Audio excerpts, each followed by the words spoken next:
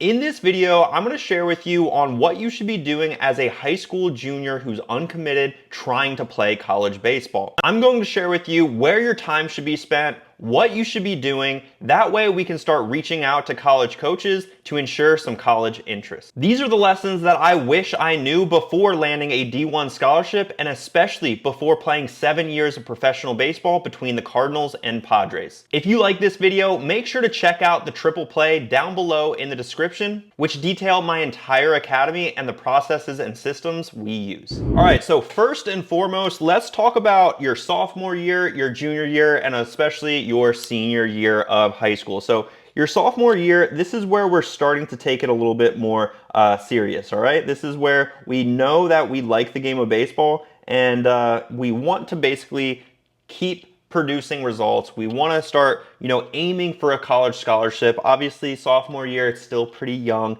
in your whole developmental journey. And this is where we're playing a lot of travel ball, right? And I think this is the time where it's okay to play a lot of travel ball because we're still filling out our playing profile, right? We don't even really know exactly what position maybe we're playing. We still don't know necessarily like what we provide our team. So this is where we play a lot of travel ball, right? And that's okay. And that's completely normal. As far as your sophomore year, this is where we're still trying to get a grip on what our routine is, right? What is it? How do we create one? What are we actually doing? We're probably doing some type of like gym workouts for football players. We're not necessarily incredibly structured, and that is all what our sophomore year should basically be looking like, right? And this is, typically speaking, obviously some players develop sooner than others, and that's completely normal.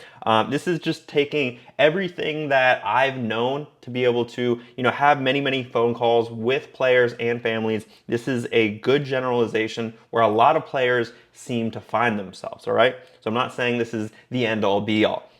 But fast forward, let's say this is our junior year now, right? Maybe this is a video that's, you're watching it, maybe it's the fall, maybe it's the winter, maybe it's your spring season, your junior year of high school. And this is where we need to start really understanding that the gears need to be spinning on where we're playing in college. And guys, this is the most important year in our baseball development and really for the future of us to be able to play the game that we ultimately love, right? So our junior year, this is where we should really focus on what colleges could we see ourselves playing at, right? Do they offer the major that we're looking to study?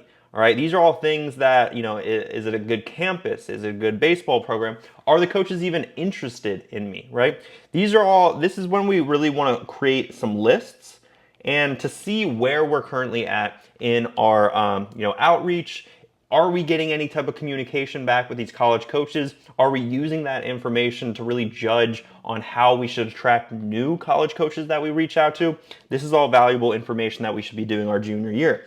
Our junior year, the biggest thing that I see that's wrong with a lot of where you guys are at, you're still taking the same approach as far as playing a ton of travel ball, right? So these two are super connected, and it's kind of just the way of life, right? You guys play travel ball 24/7, and that's completely okay, especially in the fall time, right? This is a huge mistake, to be honest with you.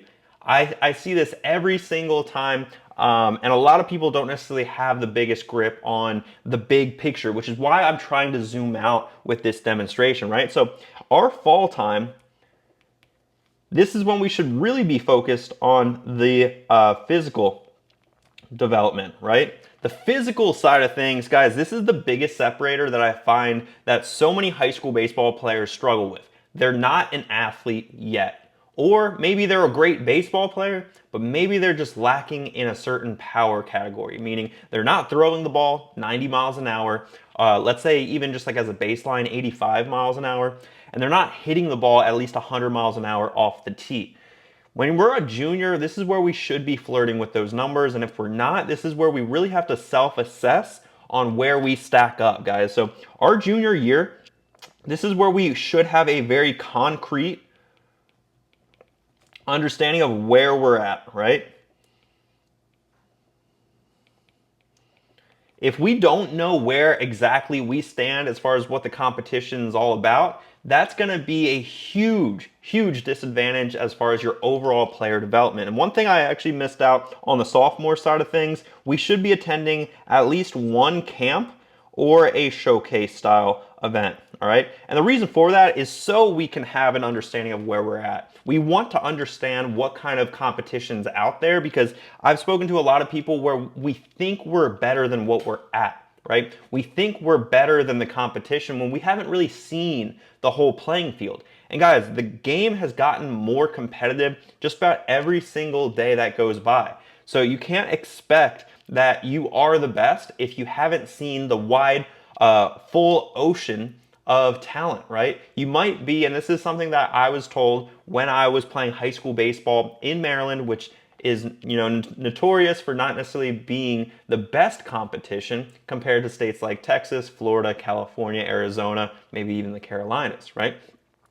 Not saying that's impossible, right? I'm just saying that the quote, I kind of lost track, but the quote was, "You're a big fish in a small pond," right? And maybe you guys have already heard that before, as far as the analogy of to understand that maybe your talent doesn't play on a bigger stage, right?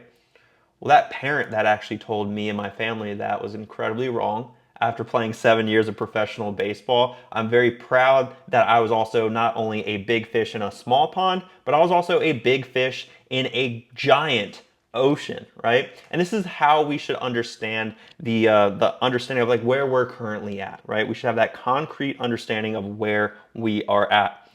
Our senior year might roll around, and maybe you might not be getting any offers, right? But the whole goal is, to have an offer on the table before your senior year of your season begins, right? So let's say it's your senior year and you're listening to this video right now, even though this video is dedicated to the juniors.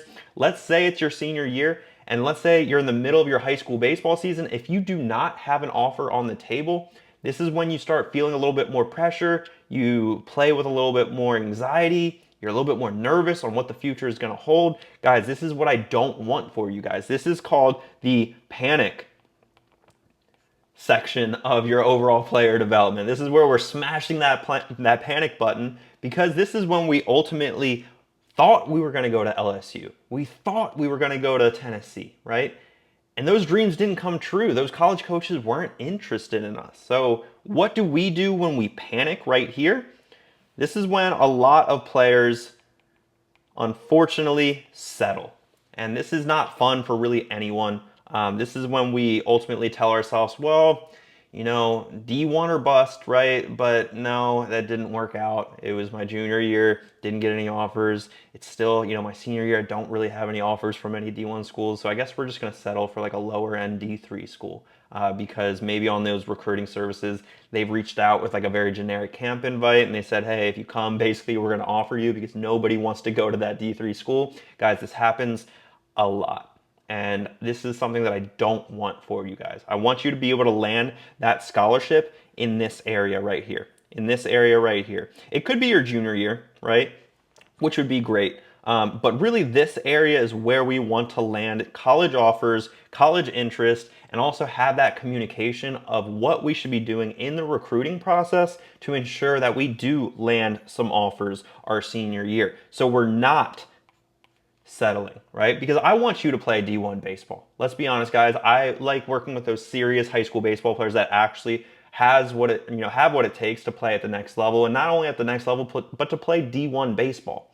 And if you don't have what it takes to play D1 baseball, that is completely okay. And that's where we really should be probably focusing on, the physical development, because that's probably, if I had to guess, what is holding you back in specific to not land a D1 scholarship. These D1 coaches like athletes, guys. So this is where, yes, the senior year, we're talking about offers. We're talking about settling to maybe a D3 or a D2 school when we thought we were going to go D1. We're talking about panicking, right? The panic is truly coming from the recruiting process, right? So this is what a lot of people do is, the recruiting side of things, and that's completely okay. I'm going to talk to you here in a second on like where our time should be focused on, because recruiting should only be a small percentage of it. Again, guys, our senior year, this is really where we want to continue this physical development, right? We want to be physical. We want to understand also how to mentally prepare for that was a good one. Good stutter, Evan. We want to understand also how to like mentally prepare for college when we get there. It's not if we're going to get there, it's when we're going to get there. And we have to have that belief in ourselves and that trust and that hope that it will play out, right? So these are all the things that I would be focusing on as a senior. Again, you see some commonalities with the development side as far as the mental, the physical. Obviously, the recruiting is important. The recruiting is important in your junior year as well. But again, this is the prime time, right? Around your junior year, around your senior year, this is the prime time to land a college commitment. So we're not panicking. We're not settling to any schools or anything like that that we don't really want to go to. And ultimately, this starts kind of our sophomore year. Yes, it starts. This is when we start taking it serious. That's all cool. This is when we start, trying to build out a routine.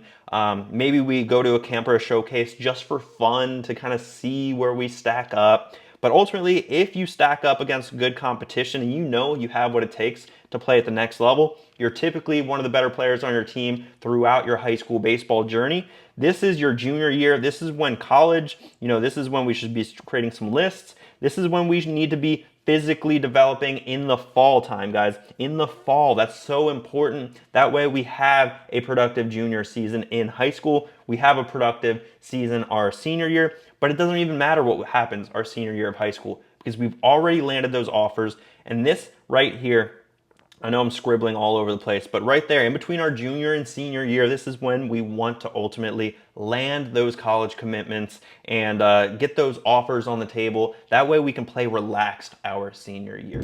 So now we have an understanding of like where we're at, where we're trying to go, and of course where we came from our sophomore year. Now we are a junior, and in this demonstration, I really want to describe to you guys with a visual component of where our sophomore year, where our junior year, what we should be doing maybe our senior year if things don't play out, right? And this is going to be a dedicated kind of like graph on the physical side of things, and then also on the playing side of things. So physical, let's talk about like the gym, that's gym stuff, and then playing, that's like games, right? Cool. So the playing side, the physical development, meaning, getting after it in the gym, physically developing into an athlete. Playing games, meaning playing travel ball, just playing games to get those reps in. I'm not saying it's wrong, but I'm going to describe to you why it's important to do a little bit of both. So in this demonstration, I'm going to, I guess, use different colors. We'll use pink. Our sophomore year, we'll do pink for gym. We'll do blue for games, all right?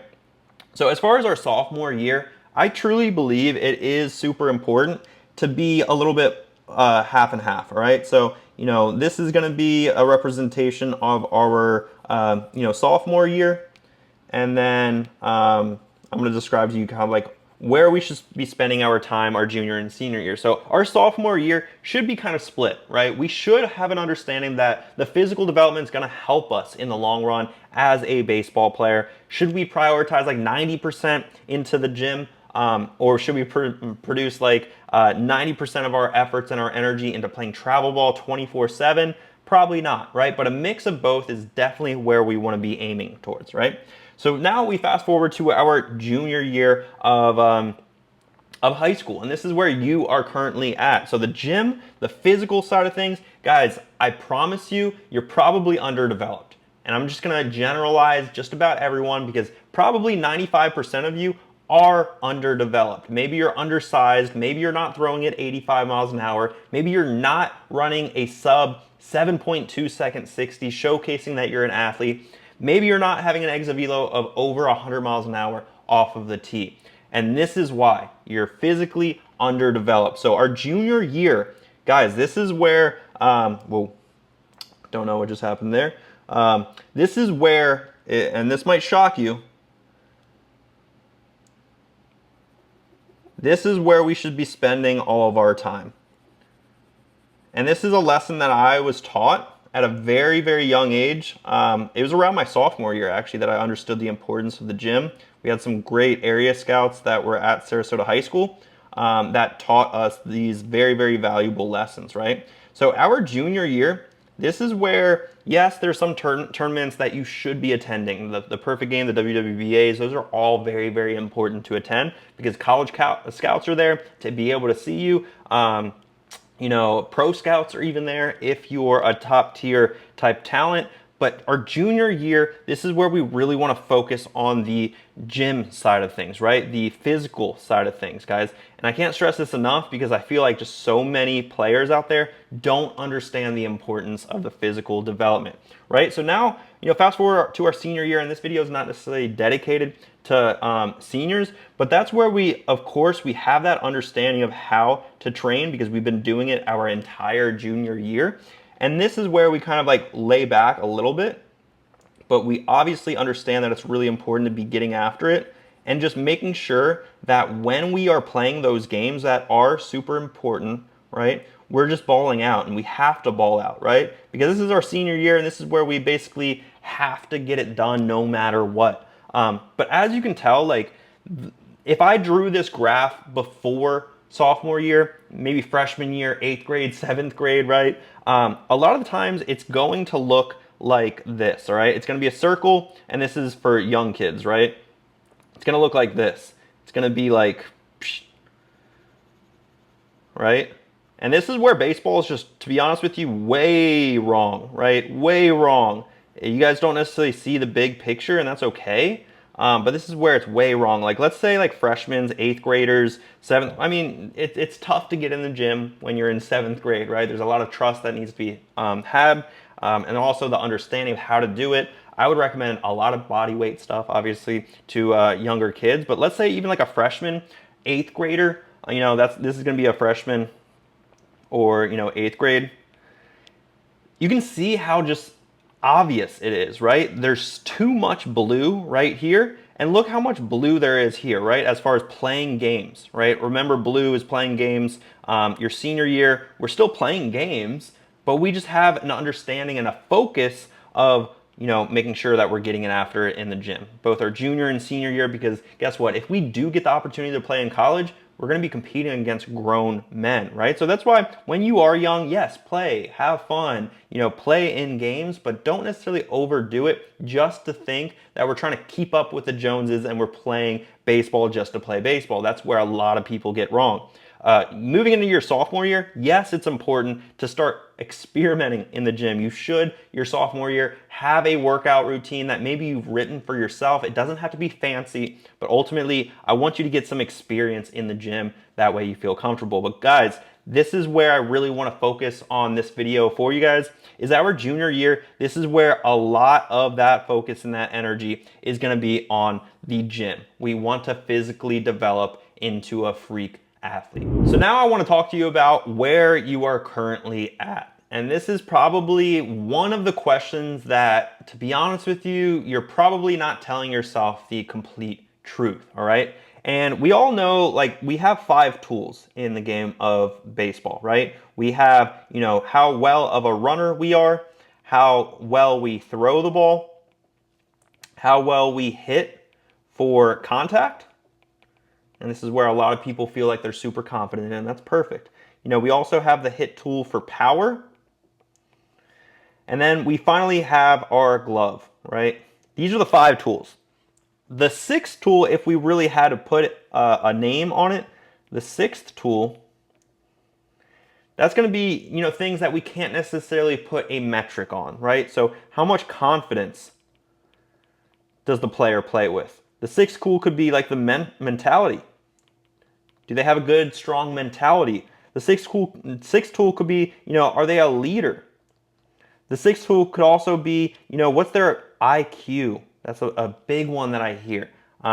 These are all things that can supplement these 5 tools, right? But ultimately, this a little subsection is going to be talking about that question, where am I currently at, right? So am I a good runner? Am I throwing the ball hard enough? Am I hitting for good contact, or do I just feel like I'm a good contact hitter because nothing else is really, you know, going well? Am I a good power hitter? Does my glove, is that going to take me places? And guys, to be completely honest with you, I've been able to play 7 years of professional baseball strictly because of my glove. Strictly because of my glove. I'm a very, very solid defender. I played shortstop. I played all over the infield. I even played some center field for like 4 or 5 games professionally, which I thought was really cool. But that's because I was an athlete, number one, that was able to get the job done. But I understood that my glove was my best asset. And I always like to go back to an SAT prep class that I did in high school. I was trying to increase my SAT score like many of you high school baseball players are trying to do to maybe get into a specific college, and maybe your parents want you to have a really good, solid SAT score. So my parents were no different, and my parents, obviously understood the importance of the education. So I think, when I did the SAT, it might have been out of 3 parts, reading, writing, and the math section, right? So I went into this SAT prep class, and one of the lessons that I learned still to this day that I've applied to a lot of my students inside my academy is we have to understand what we're truly good at, and we also have to understand what we're not so good at, right? The things that we're really good at, we want to make sure that we have utmost confidence in those abilities, and we need to perfect those. The things that we're not so good at, we just need to chip away. So in that SAT prep class, math was really strong for me. And I think the first time I ever took the SAT, I think I got like maybe I think it was like a 680, something like that, out of 800. So it was pretty high. Reading and writing, not so high, right? So in that class, they told me like, hey, let's try perfecting math. Everything else just chip away. So the things that I chipped away on a few months later when I finally took the SAT for the second time, out of reading and writing, I might have gained maybe 20 total points, which is like a big whoop, right? But in math, this is where I really started to perfect what I was already good at. So I started at like a 680, but I increased my math score up to like a 770 or something like that, almost like 100 points, right? And the idea of this is because I understood what I was good at, I enjoyed math. I also practiced math every single day. It came, naturally to me, right? And more than likely, one of these tools is going to come naturally to you. And you have to understand and decipher which one that is. And right? So like you can't necessarily just say like, oh, I'm a confident player and think that that's going to be enough to play at the next level. You do have to have the physical side of things on. If you're a good runner, I always like to say you want to be under like 7.3 seconds, 60. 60-yard dash. If you guys don't know what a 60-yard dash is, shame on you, especially if you're a junior or a parent of a junior high school baseball player. So this is going to be a number you want to be under to be considered that like you're an athlete for a high school, or sorry, for a college, especially D1. As far as your throwing, I always like to say just like 85 miles an hour is a good benchmark, right? The Friday night ace that we had at NC State, his name was Brian Brown. He threw around 85 miles an hour. Maybe topped out at 86 or 87. He was a lefty. He's around 5'9", and he had 3+ pitches. He was able to locate, and he threw around 85 miles an hour. So, guys, you don't need to be throwing 100 miles an hour to land a college commitment. You do need to understand what you bring to the table. If you're a pitcher, you have to understand how to command your other pitches. You have to understand how they move, how to locate them. But let's just say you're a shortstop or you're an outfielder. Let's just say 85 miles an hour is a great place to be. Of course, if you're around 90, that's going to be even better, right? If you're around 90, that's going to be much better, right? There we go. Our hit for contact, this is probably the hardest one to really like identify with a metric because typically speaking, it's going to be based off of things like, whiff rate, which you can't really calculate because high school baseball doesn't necessarily have TrackMan or Hawkeye or all the technology that pro baseball players have. I think like my whiff rate was like under, I think it was like 8% or something like that. It might have been like under 10%. I'm not entirely sure. So basically, every time that I swung the bat, let's say I swung the bat 100 times, I'm making contact with the ball roughly 90 times, right? I very rarely swung and missed, kind of like a Luis Arias, right? I've rarely struck out, to be honest with you guys. I put the ball in play a lot, and my contact was pretty solid. Like I would always be able to fight off pitches, foul them off, do whatever I had to do, right? So that's kind of a hard one for you guys to quantify. but you should kind of know, like, am I a swing and miss type of guy that just swings for the fences, or can I put the ball in play more times than not, right? So that's going to be a hard one to give like a metric, so I'll just leave that kind of blank. Hit for power, this is going to be, are you a home run guy or are you a double guy? All right, I was not that in high school. I never really was that my entire career, and I actually hit my first ever my first ever big field home run. It kind of sounds weird saying that, but my first ever big field home run my sophomore year of college at NC State. All right, so put that into perspective. I never hit a home run in high school. So sometimes when I'm talking to students and I'm like, I hear one of my students inside my academy hit a home run with a wood bat during a travel ball tournament, I'm like, wow, you've already done something I haven't done, dude. Like, that's pretty cool, right? So, yeah, I was definitely a late bloomer as far as my power side of things, and I did have power. It just kind of slowly developed. Again, I was chipping away at those things. I didn't put too much focus on them. I definitely put a lot of focus on my glove, right? So this is where I took the initiative to control my inputs and not necessarily control the outputs, right? So especially in college, I would be taking like hundreds, and I'm just gonna put hundreds because I really don't know, but hundreds of ground balls before practice even started. All by myself. I asked a pitcher to hit me fungos, and I just got as many reps in as possible, especially when I was converting from a pitcher, which a lot of people don't know. I pitched my freshman year of college at NC State, and I transitioned over to a third baseman. So I obviously had to take a lot of ground balls to get familiar with playing the infield, to also show the coaching staff that I was serious about making that transition. But this is also something that I enjoyed doing, right? Because my glove was something that I knew I was already good at, and I had fun while doing it, right? All these other things, as far as like the sixth tool, guys, the IQ, this is stuff that we can work on away from the game. That's watching the game, developing great habits before practice, before games, after practice, how we're recovering. Our mentality, of course, we need to work on those things because baseball is a failure-driven game. And then ultimately our confidence, which kind of work together, mentality and confidence. I always like to say confidence is the byproduct of hard work, and our mentality has to be there when we're developing out a routine and actually implementing certain exercises and movements into our routine. So if you are an uncommitted junior or senior and you would like me to implement some of my systems and strategies to help you develop into a college baseball prospect, go down in the description and apply to work with me to join my academy.